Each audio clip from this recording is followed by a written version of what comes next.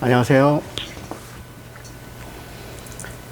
거의 한 15일간 민법 총칙이 다 끝났습니다. 제가 지금 공부를 하는 거는 일단 처음 이걸 촬영할 때는 제가 공부하는 모습을 찍을까 생각했는데 그걸 곧바로 삭제를 했습니다. 왜 그런가 하니 제 개인으로는 법무사를 공부하는 것도 되지만 법무사 일 자체가 우리 생활에 밀접한 겁니다. 그래서 제가 이걸 공부하려고 합니다.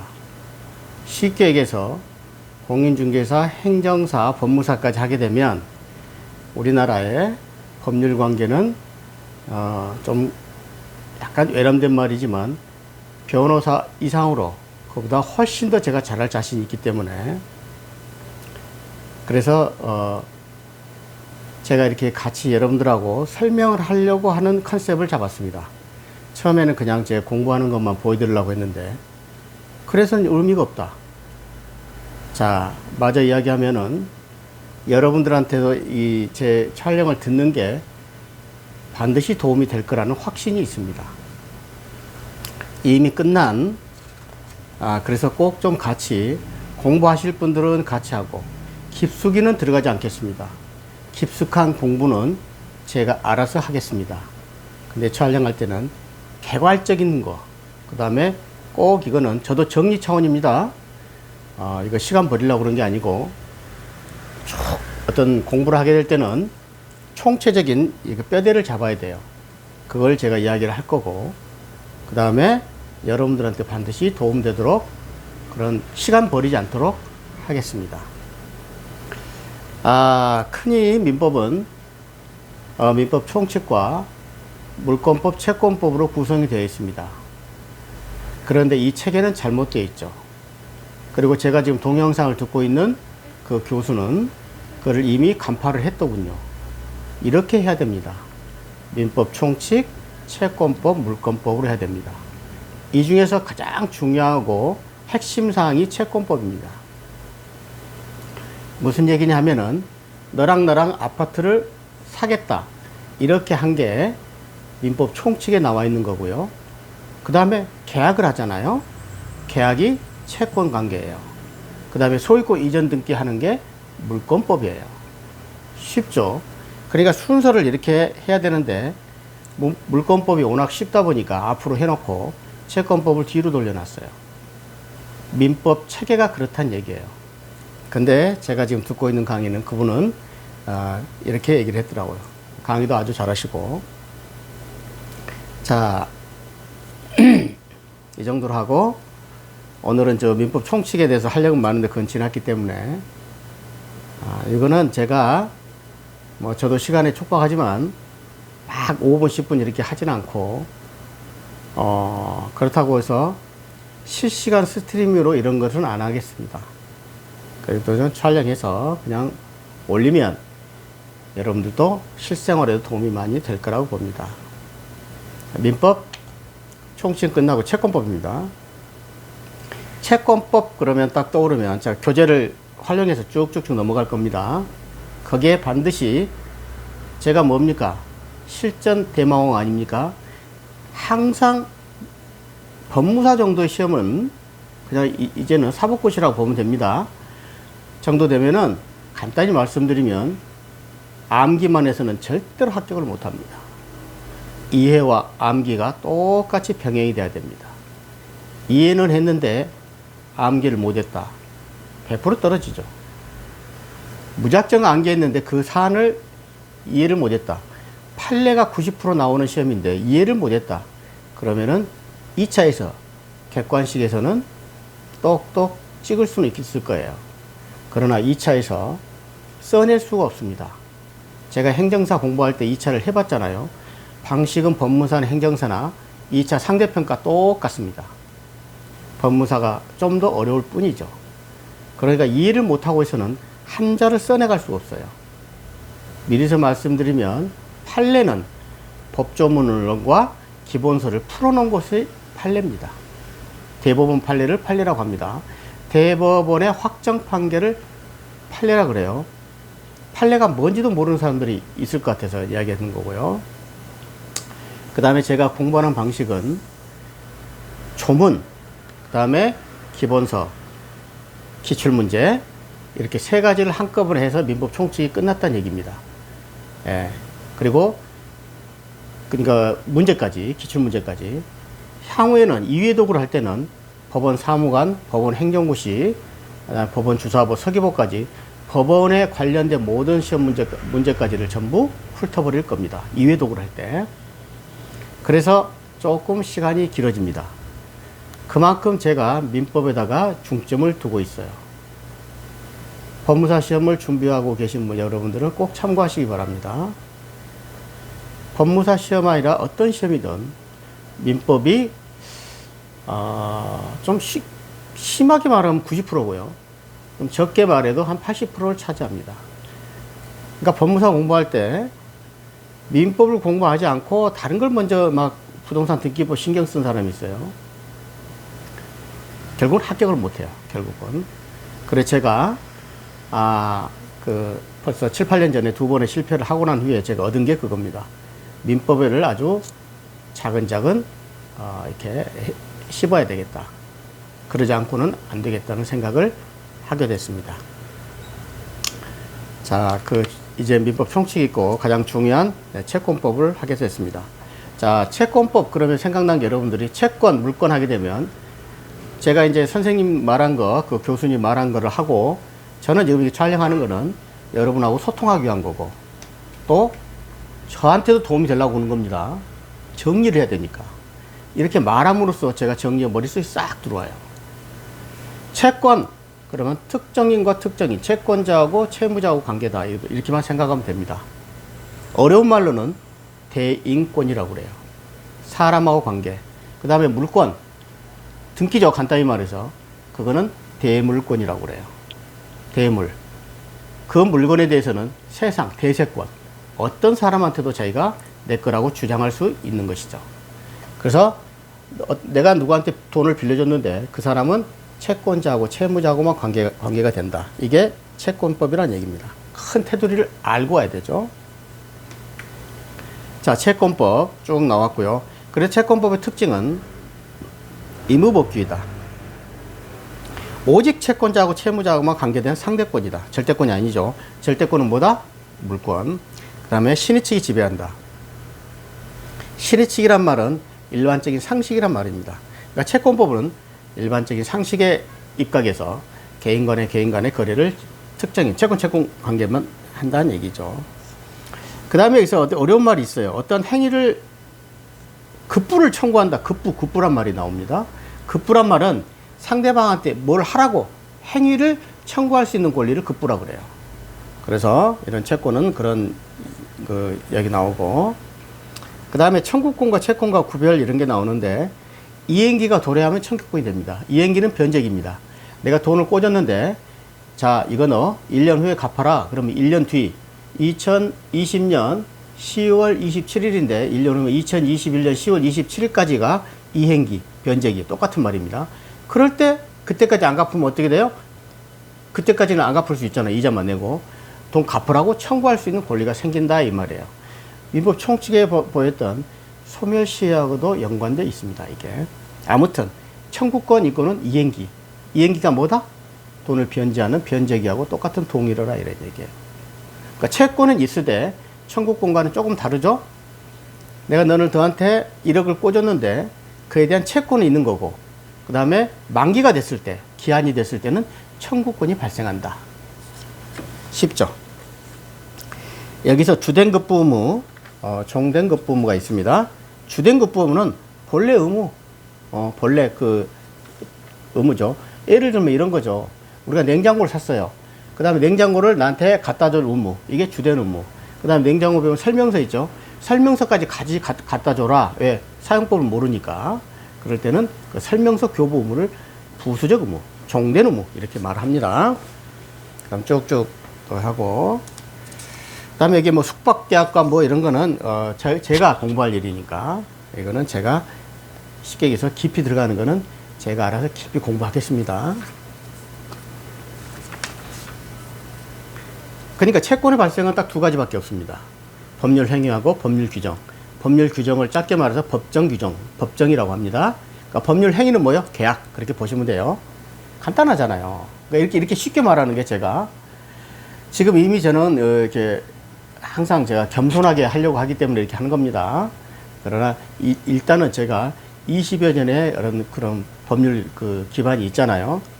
그러니까 쉽게 그거를 다 소화시켜서 쉽게 설명을 하는 겁니다.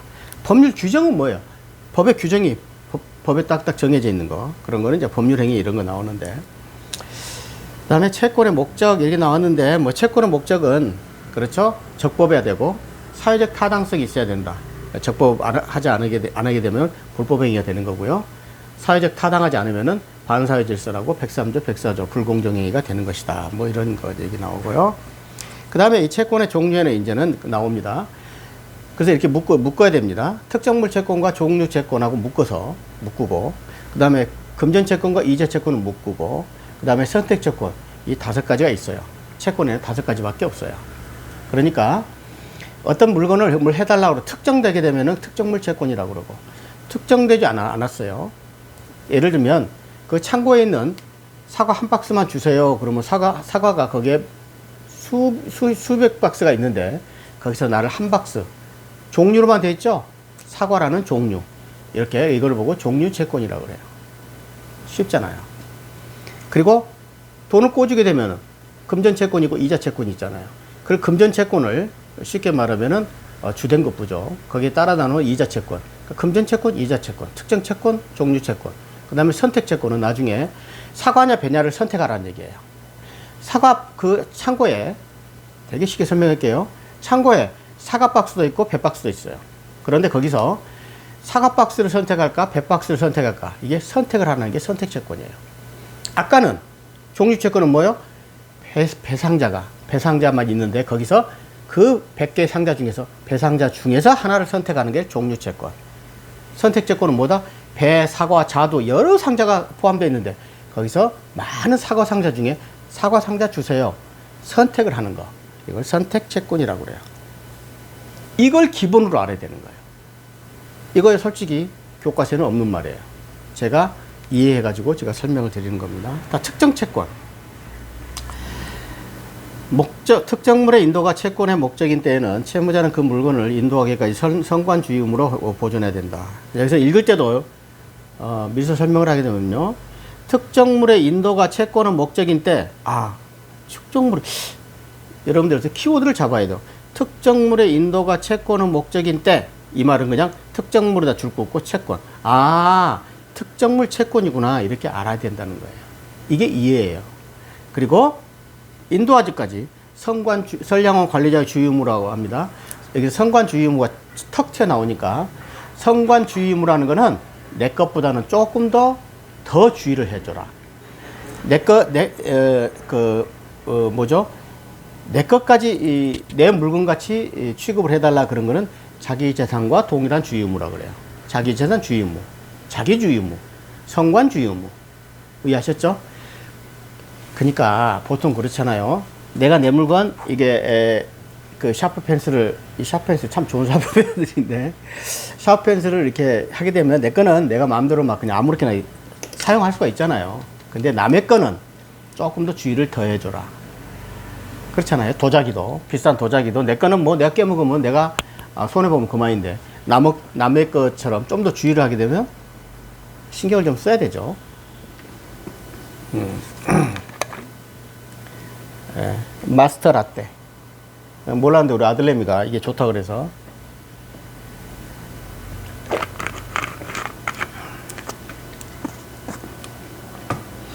제 또 단점이 나왔네요. 이렇게 소리가 안 나게 먹어야 되는데. 그래서 특정물 채권, 그 물건을 특정을 해놨잖아요. 채권자가. 그거 사과 상자 여러 상자 중에 이 상자를 쫙 골라놨잖아요. 그거는 채무자 누구예요? 슈퍼 가게 주인. 그게 채무잖아요. 돌려줘야 되니까. 그 슈퍼 주인은 여러 상자 중에 그 특정 상자는 성관 주의 의무를 해줘라는 얘기입니다. 내가 갖고 있는 여러 중에서는 이건 좀 더 신경을 써달라는 얘기죠. 좀 쉽지 않나요, 제 설명이? 제가 나중에 학교 가면은 반드시 강의를 할 겁니다. 저는 그걸 좋아하니까. 그렇게 하는 거예요. 그러니까 성관 주의 의무 알았죠? 항상 그래서 뒤에 나옵니다만 자기 재산과 동일 주의 의무는 조금 더 주의 의무를 낮은 거. 성관 주의 의무는 주의 의무가 좀 높은 거. 그래서 자기 재산과 동일 의무는 민법 통틀어서 딱 세 가지밖에 없어요. 무친상 그렇게 외웁니다. 무친상. 무상수취인. 그 다음에 친권자. 그 다음에 상속재산. 이렇게 그렇게 하는 거예요. 공부 좀 하신 그 분들은 무슨 말인지 금방 이해가 될 것입니다. 좀 넘어가겠습니다. 그 다음에 이 특정물 인도 의무가 있어. 인도 했으면 인도에 둘 거 아니에요. 사과상자를. 그러니까 사과상자 생각하시면 돼요. 그러니까 민법을 공부할 때는 우리 국민들이잖아요. 우리 실생활과 민법은 항상 1차 1년, 내년에 제가 6월 달에 1차 봅니다. 그 다음에 내년에 2차를 봐요. 그래서 민법은 2년 단위인 거예요. 민법이란다. 법무사는. 그러게 되면 쉽게 얘기해서 이해가 되지 않으면은 써야 되니까. 그럼 보십시다. 뭐 다른 얘기 하려고 했는데 또 프로세스 했어요. 그 특정물을 인도해야 되잖아요. 사과상자를. 그 얘기했구나. 일단은 법무사 시험은 우리가 1차만 합격하고 되는 건 아니잖아요. 2차를 합격해야 돼요. 얼마나 어려운 시험이냐면 1차가 130명까지 360명을 이게 제 생각하고 다르게 나온다니까. 상대평가로 뽑는단 말이에요. 1차 상대평가. 내가 다른 시험, 대한민국 모든 시험 다 하는 건 아니지만 아마 대한민국 시험 중에 유일하지 않나 싶어요. 그리고 2차도 당연히 상대평가. 논술식이 나온단 말이에요. 그러니까 2차까지를 대비를 하고 공부를 해야 돼요. 어떤 친구들은 1차 객관식만 대비하게서는 안 됩니다. 처음에 출발할 때. 제가 그래서 고민했던 거는 제 체력을 문제를 고민했잖아요. 그런 거예요.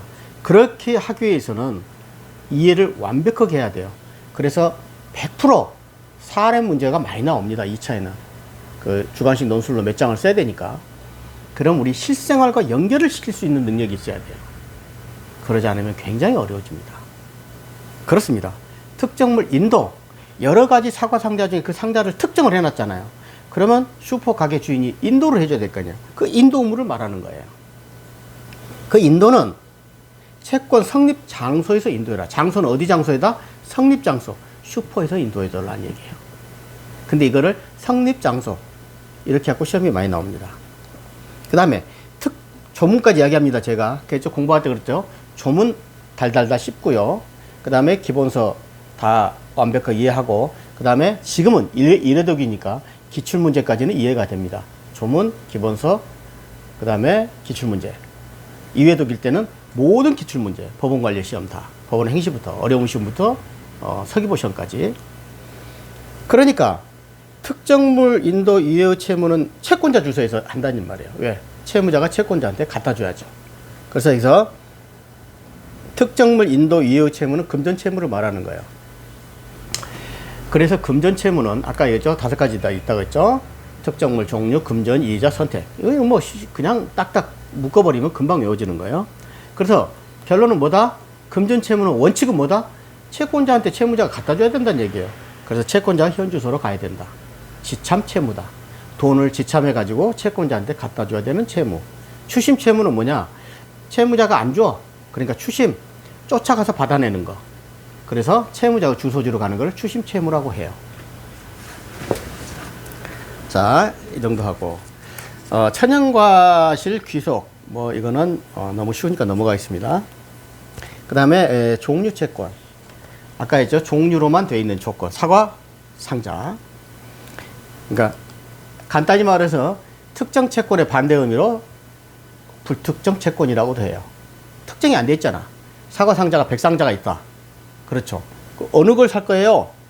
그럼 채권자가 특정을 하게 되면 특정이 되는 거고, 살 사람이 채권자입니다. 그런데 안 하게 되면 불특정 채권으로 되어 있는 거죠. 그래서 이렇게 이제 책에는 이렇게 나옵니다. 선택채권과 종류채권의 구별이 나옵니다. 선택채권은 개성이 중요하지만 종류채권은 개성이 중요하지 않다. 이렇게 나와요. 간단하죠?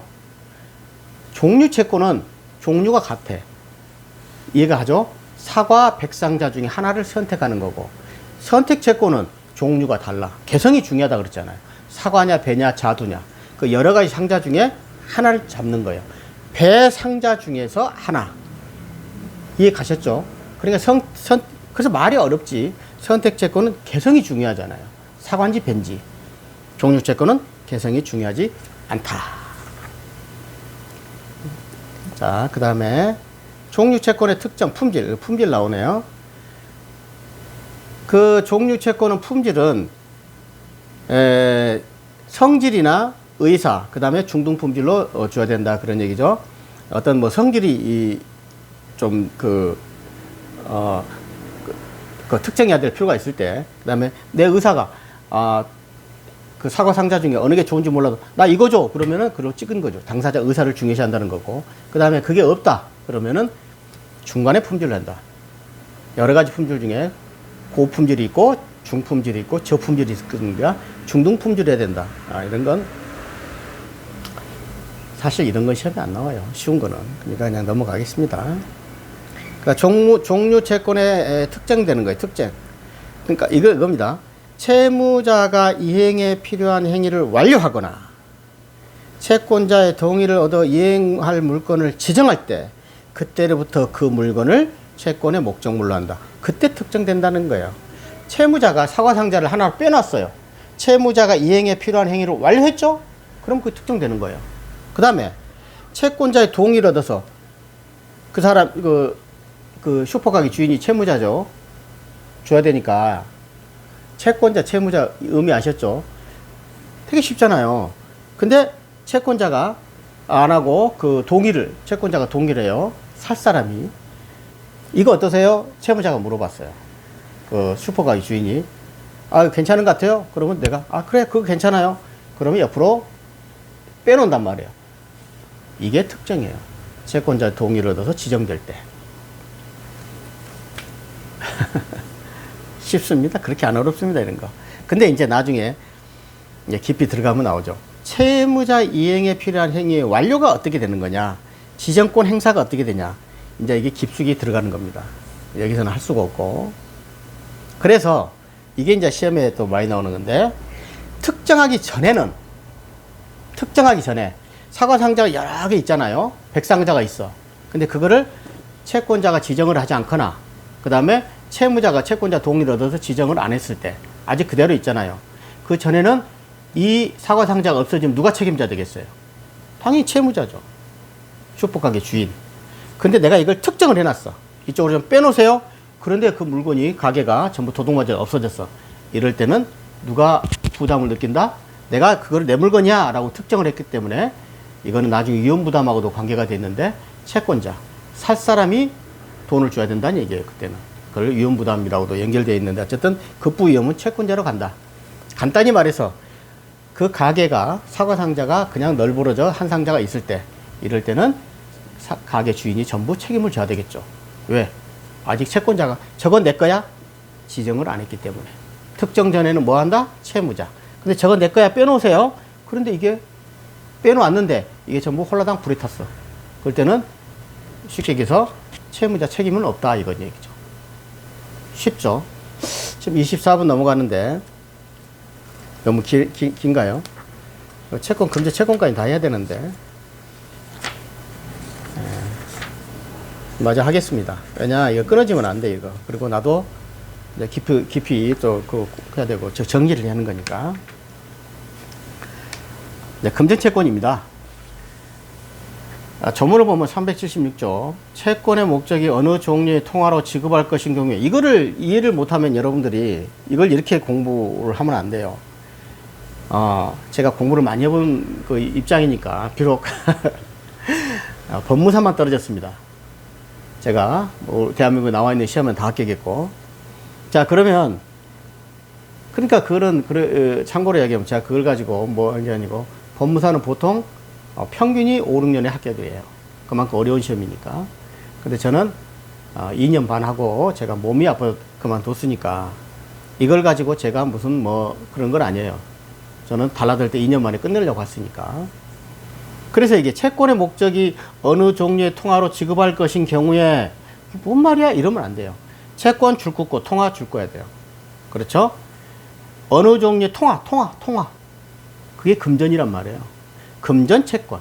채권 줄 긋고 통화 줄 긋고. 금전 채권인 거를 알아들어야 돼요. 이렇게. 그래서 법률을 공부하게 될 때는 그 나와 있는 인식이라 그러나 안 그러면 키워드 이거를 딱딱 잡아야 돼요. 시간이 없어요. 시간이. 그걸 다 읽고 이거 하루 종일 가서 풀어와 그러면 다 거의 90점 이상 맞습니다. 근데 그걸 1시간 이내에 풀어야 되기 때문에 60점도 못 맞아요. 지금 커트라인이 70점 이하입니다. 굉장히 어려운 시험이기 때문에. 그래서 제가 과거에 공부할 때 이런 얘기 합니다. 도대체 법무사 시험 볼 때 내가 이렇게 40점도 못 맞고 50점도 못 맞은 시험은 처음 봤다고 하는 사람들도 있더라고요. 왜? 공부에 대해서는 난다 긴다 하는 사람들이 이미 달라들었기 때문에. 그런 시험이에요. 자, 채권, 통화채권, 금전채권입니다. 금전채권은 그 통화가 변제기에 강제 통용력을 이룰 때는 채무자는 다른 통화로 변제한다. 되게 쉽잖아요. 변제하려고 그러는데, 그렇죠? 지금 현재 원이 원이 없어졌다. 원이 뭐 옛날에 환 해가지고 원으로 바뀌어졌잖아요. 강제로 통용력을 잃어버렸을 때, 환이 원으로 되었을 때는 뭘로 해요? 다른 통화로 변제한다. 원으로 변제하죠. 환이 원으로 했을 때 원으로 변제한다. 이렇게. 그래서 제가 민법을 공부할 때 한 특징은요, 항상 머릿속에는 사례식으로 생활에 일어난 것이니까 이렇게 어렵지가 않다. 너무 쉽잖아요, 이 조문이. 그러니까 어떤 경우든 조문 없는 판례 없고, 조문 없는 기본서 없고, 조문 없는 기출문제 없어요. 조문이 최고 끝판왕이죠. 그래서 금전채권은 금액채권이다 이런 말도 나오고, 금액이잖아요. 5만원, 10만원, 만원 이렇게. 이게 시험에 이제는 결정적으로 나오는 게 이겁니다. 금전채무의 불행에 관한 특징. 금전채무를 불행했을 때, 금전은 돈이잖아요. 딱 만원짜리 생각해 보십시오. 돈이 썩습니까? 안 썩는다. 이거에서부터 출발하면 되는 거예요. 끝! 이 내용은. 자, 1번. 1항 봅니다. 금전채무의 불행에 대한 손해액은 법정 이율에 의한다. 그러나 법령의 제한에 위반되지 아니한 약정 이율이 있으면 그 이율에 의한다. 자, 이것도 해석할 줄 알아야 돼요. 금전채무 불이행에 대한 손해 예상. 내가 누구한테 돈을 꽂았는데 안 갚아. 그럴 때는 법정 이율에 의한다. 그러나 약정 이율이 있으면 그 이율에 의한다 이 말이에요. 그러니까 누가 더 우선이다? 약정. 왜? 그러니까 여러분들 아까 얘기했잖아요. 민법은 사적 자치, 계약 자유 원칙이에요. 법정이나 보다 우선된 게 당사자 간의 합의, 당사자 간의 약정. 이러한 큰 테두리를 알아야 이렇게 쉬워. 그러면 뭐야? 내가 너하고 이율을 이자제한법에 어긋나지 않는 한, 보통 예를 들면 은행금리로 봅시다. 그냥 3% 했는데 이번에는 5% 줘. 할 수 있잖아요. 이자 제한법은 12%니까. 그러면 어떻게 한다? 5%가 맞다는 얘기예요. 약정. 안 될 때는 법정. 전항은 손해배관에 관해서 채권자는 손해 증명을 요하지 않고 채무자는 과실 없음을 항변하지 못한다. 왜 그러냐? 돈은 썩지 않기 때문에. 손해가 발생했어요. 그런데 금전채권에 손해 증명할 필요 없어요. 내가 뭐 때문에 손해가 났다 할 필요 없죠. 돈 빌려줬는데. 돈 갚아. 그럼 그만이죠. 아까 사과상장은 다르죠. 얘가 같죠?